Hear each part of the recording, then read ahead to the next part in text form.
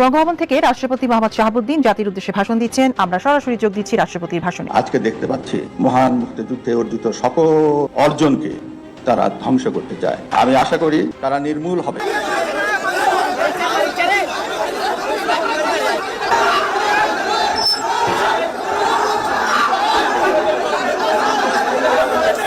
দর্শক, আজকে বাংলাদেশের জন্য খুবই গুরুত্বপূর্ণ একটা দিন হতে পারে। আপিল বিভাগ যেটা রায় দিয়েছিলেন, রাজনীতিতে নতুন আরেকটা সংকট তৈরি করতে চলেছে এই তত্ত্বাবধায়ক সরকার ব্যবস্থা সংবিধানে ফিরে আসার মধ্যে।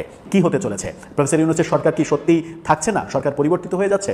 এই রাষ্ট্রের দায়িত্ব অর্পণ করে ডক্টর মোহাম্মদ ইউনূস তিনি ক্ষমতা থেকে সরে যাবেন। বেইজিং এ একটা বৈঠক যেটা হয়েছিল, সেখানে এই আলোচনার পথটা সুগম হয়েছে। দেশের জরুরি অবস্থা আসবে, 111 টাইপের কিছু আসতে পারে। আর জরুরি অবস্থা আসলে কোনো নতুন অপারেশন স্টার্ট হলে মূল ঝামেলাটাই পড়বে। আমরা কিন্তু রুমিন ফারহানাকে আওয়ামী লীগের দালাল হিসেবে চিনি না। তো আওয়ামী লীগের দালাল কারা ছিল? আওয়ামী লীগের দালাল ছিল হাসনাত আব্দুল্লাহ, যারা শেখ মুজিবকে বঙ্গবন্ধু বলছে, বাপ বলছে, পিতা বলছে, এবং এগুলো বলে তারা কবিতা লিখছে, গল্প লিখছে, বিভিন্নভাবে নিজেদেরকে প্রমাণ করার চেষ্টা করছে তারা। খুবই গুরুত্বপূর্ণ একটা দিন হতে পারে। গতকালকে আমরা আপিল বিভাগের পূর্ণাঙ্গ বেঞ্চে তত্ত্বাবধায়ক ব্যবস্থা ফিরিয়ে আনার যে রিট, সেটা আপিল বিভাগ যেটা রায় দিয়েছিলেন যে তত্ত্বাবধায়ক সরকার ফিরিয়ে আনা হবে, সেই রায়ের রিভিউ, আজকে রিভিউ শুনানি শেষে আদেশ আসতে পারে এবং সেই আদেশটা বাংলাদেশের বর্তমান সরকার ব্যবস্থা পরিবর্তিত হয়ে যাওয়ার একটা লক্ষণ তৈরি হয়েছে। যদি ফিরে আসে তাহলে বর্তমান সরকারের অবস্থা কি হবে? কারণ ইন্টারিম গভর্নমেন্ট এটা সংবিধানে কোথাও নেই, তত্ত্বাবধায়ক সরকার তখন সংবিধানে অস্তিত্ব লাভ করবে। সেই প্রেক্ষিতে নতুন সরকার গঠিত হওয়ার সম্ভাবনা রয়েছে। যে সরকার, তত্ত্বাবধায়ক সরকারের অন্যতম প্রধান যে শর্ত সেটা হচ্ছে যে মহামারী কিংবা ভয়াবহ প্রাকৃতিক দুর্যোগের ঘটনা ছাড়া 3 মাসের মধ্যে, অর্থাৎ 90 দিনের মধ্যেই নির্বাচন করতে হবে। এই সরকারের ফরম্যাটও যদি চেঞ্জ হয়, শোনা যাচ্ছে যে এই সরকারের ফরম্যাট চেঞ্জ হয়ে যাবে। প্রফেসর ইউনূস সরকারের অধীনে যে ইন্টারিম গভর্নমেন্ট, সেই স্ট্যাটাসটা থাকবে না। এই সরকারকে নতুন ভার্সনে তত্ত্বাবধায়ক সরকার হিসেবে পরিবর্তিত করা হবে এবং তারা যদি সংবিধান মানতে চান, জুলাই সনদটাকে যদি সংবিধানের উপরের সংবিধান না ভাবেন, বর্তমান সংবিধানকে যদি মানতে চান, তাহলে আগামী 90 দিনের মধ্যে, অর্থাৎ আজ থেকে আগামী 90 দিনের মধ্যে তাদেরকে নির্বাচন দিতে হবে। এরকম প্রক্রিয়ায় যেটা দাঁড়াবে সেটা হচ্ছে যে নভেম্বরের মধ্যেই নির্বাচন দিতে হবে। নভেম্বরের মধ্যে নির্বাচন যখন, এর আগে আলোচনা ছিল ডিসেম্বরের মধ্যে নির্বাচন হবে, সেটা 1 মাস এগিয়ে আসার সম্ভাবনা তৈরি হবে যদি এই তত্ত্বাবধায়ক সরকারের ব্যবস্থাটা অটোমেটিকলি সংবিধানে ফিরে আসে। এখন ব্যাপার হচ্ছে যে তাহলে সরকার কি করবে? তাহলে অনেকগুলো অপশনে যেতে পারে পরিস্থিতি, যে এই ঝামেলার মধ্যে প্রফেসর ইউনূস যেতে চান না বলে তিনি সরে যেতে পারেন। অন্য কারো নেতৃত্বে 10 সদস্যের কিংবা 11 সদস্যের একটা উপদেষ্টা পরিষদ নিয়ে একটা একটা তত্ত্বাবধায়ক সরকার গঠিত হতে পারে, যারা 90 দিনের মধ্যে নির্বাচন করবে। এই সরকারের ফরম্যাট, অর্থাৎ প্রায় 24 জন যে উপদেষ্টা, এই ফরম্যাট যে থাকছে না, এটা মোটামুটি নিশ্চিত করে বলা যায়।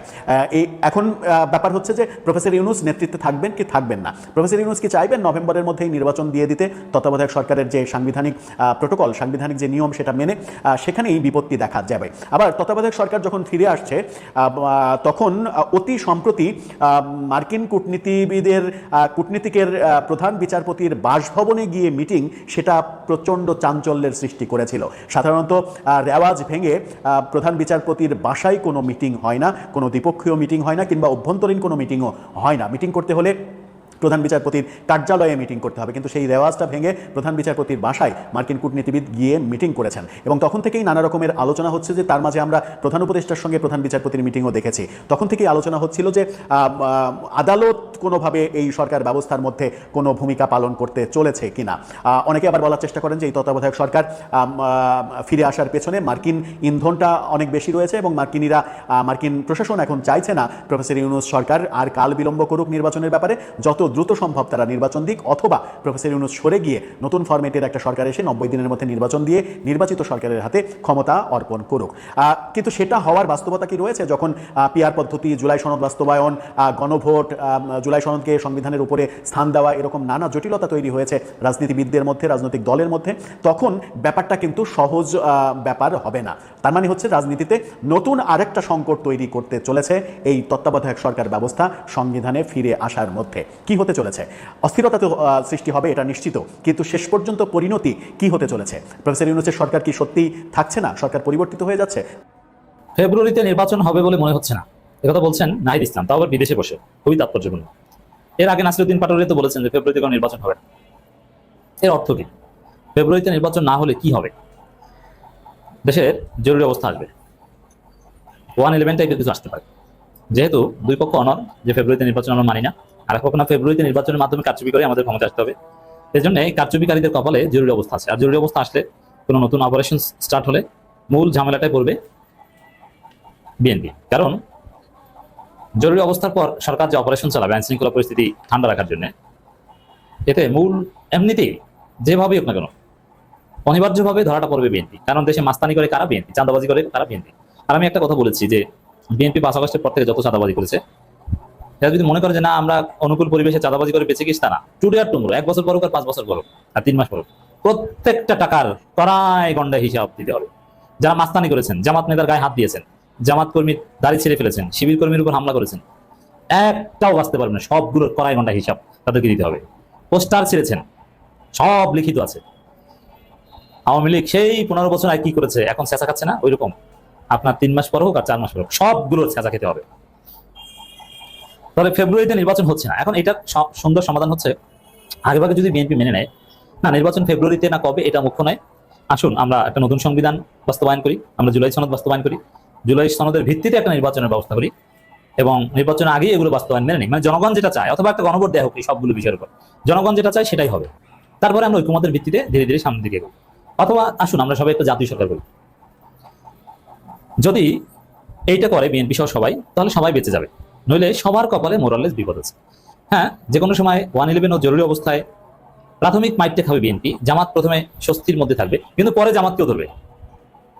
এবং 111 বিএনপি ভেবেছিল যে আগেরবার 111 সরকারের সাথে আপোষ করে ক্ষমতা এসেছিল আওয়ামী লীগ, এবার আসবো আমরা, না, তৃতীয় কোনো শক্তিকে ক্ষমতা এনে দিয়ে যাবে বিএনপি, জামাত উভয় মাইট খাবে।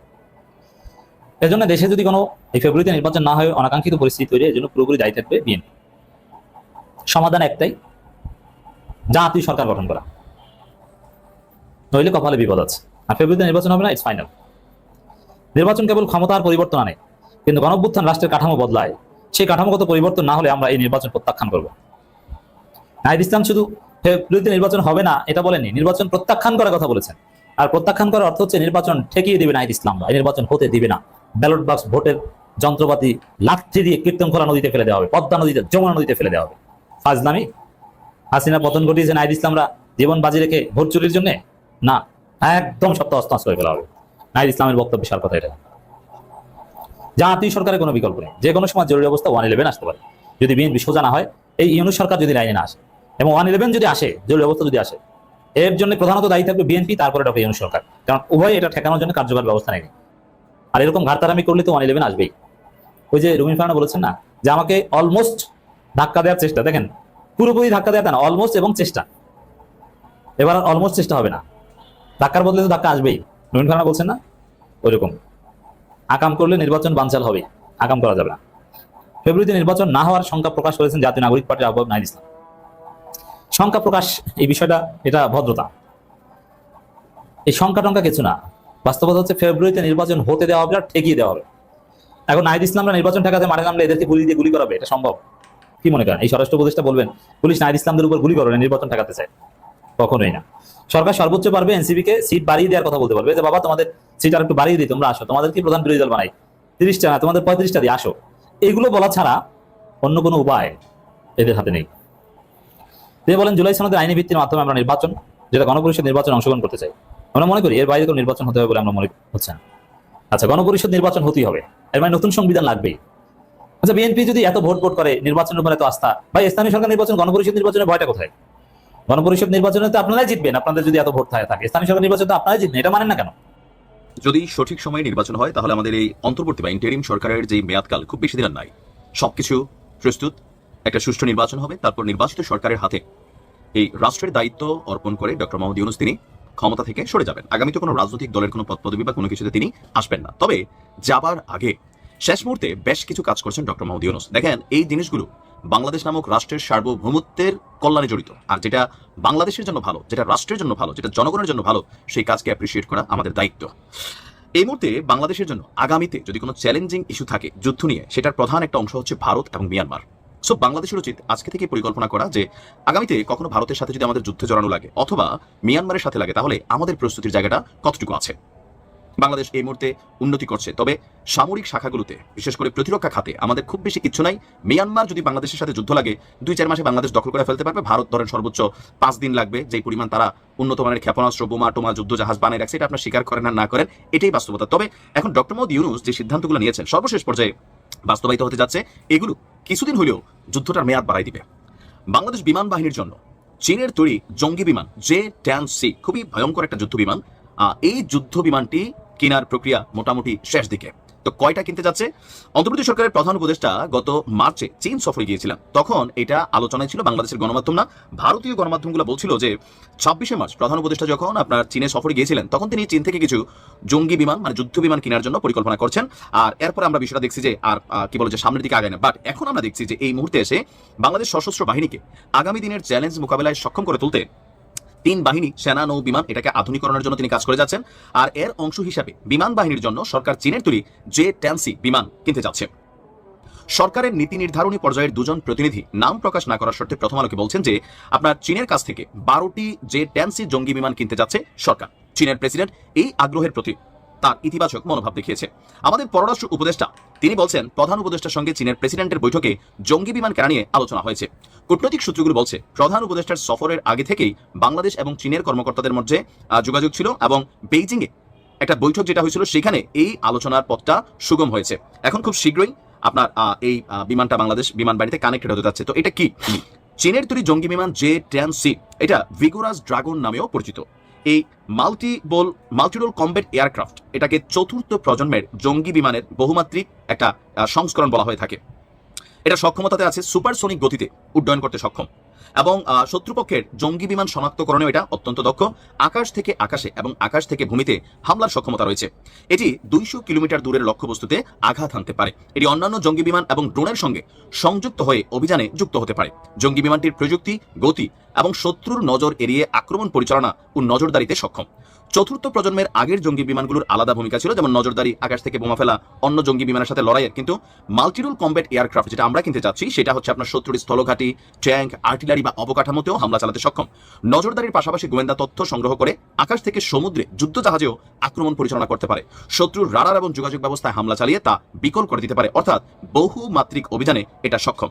আপনাদের খেয়াল থাকার কথা, গত মে মাসে কাশ্মীরে সন্ত্রাসী হামলার পর ভারত এবং পাকিস্তানের সাথে যুদ্ধ হয়েছিল। সেই যুদ্ধে চীনের তৈরি এই J-10C প্রযুক্তিগত এবং সামরিক সামর্থ্যে নিজেদের অবস্থান জানাতে সক্ষম হয়েছিল।